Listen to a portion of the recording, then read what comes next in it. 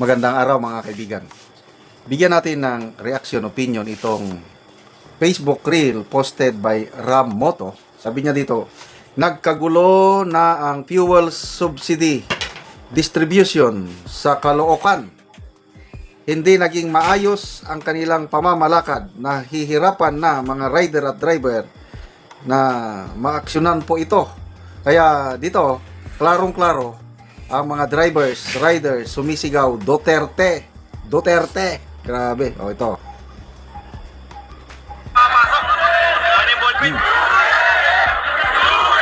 Yun!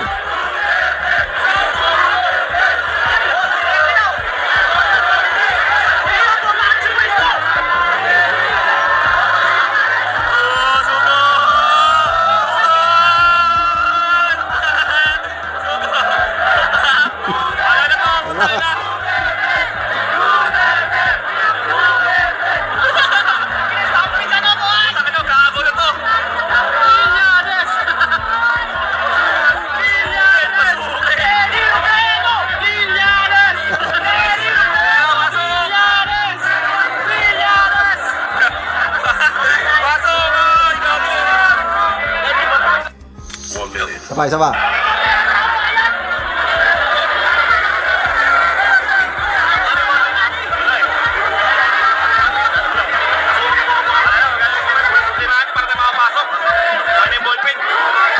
Yun, klaro.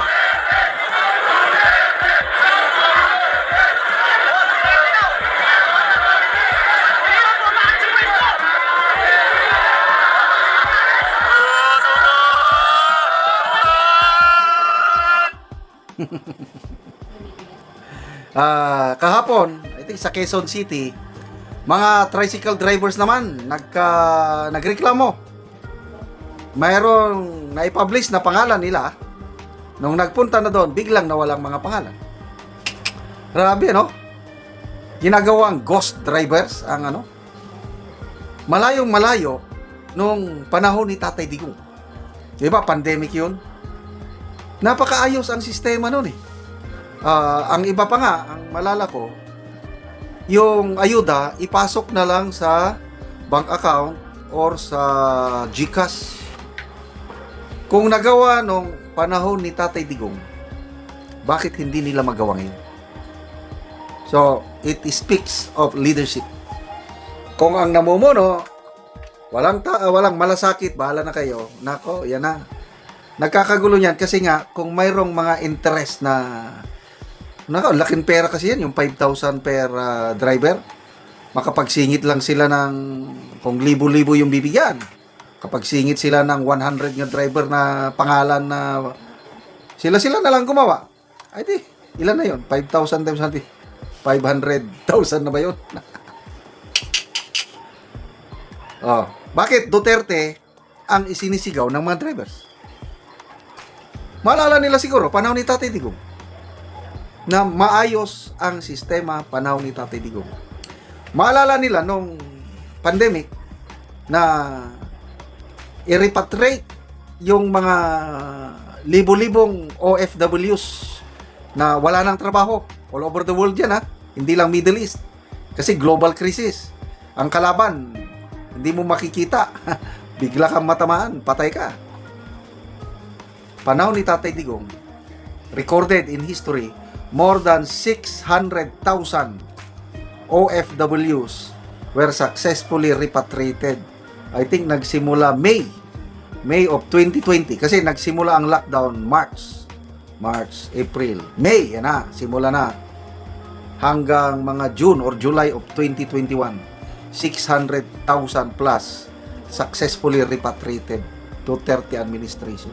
At ang mga nababasa kong comments, hinahambing nila ba, panahon ni Digong COVID, panahon ni Marcos Jr. ngayon, Middle East crisis, halos kakaunti pa ang na-repatriate ng Marcos Jr. Bakit? Wala daw pera. Panahon ni Tatay Digong, nangutang. Kaya lumaki ang utang ng gobyerno natin panahon ni Tatay Digong dahil ginamit sa COVID, ginamit sa flood control, ginamit sa bill. Kaya maraming nagawa ang ating Tatay Digong na hindi makakalimutan ng mas nakakarami sa taong bayan. Kaya, ay, nakakaya. Basa tayo sa mga comments. Sigaw ng taong bayan, Duterte. Oh. Duterte ang sigaw. Patay, yari kayo niyan. Dapat BBM. Oh, instead na BBM, wala. Diba? Magpasalamat sana sila kay BBM. BBM. Paano nagkakagulo? Paano ka? Duterte, mag-ingay. Ang gumulo dyan, yung mga sumugod na wala sa pila. Posible. Joshua Parilla, bakit kasi need papapilahin? May mga details naman, mga company sa Angkas, Move It, Grab, Joyride. O nga, nandun na yung mga kunin mo lang ang detalye ng mga drivers. Oh, doon mo na pasok. May mga Gcash ang mayan. Ganun lang. Wala talaga.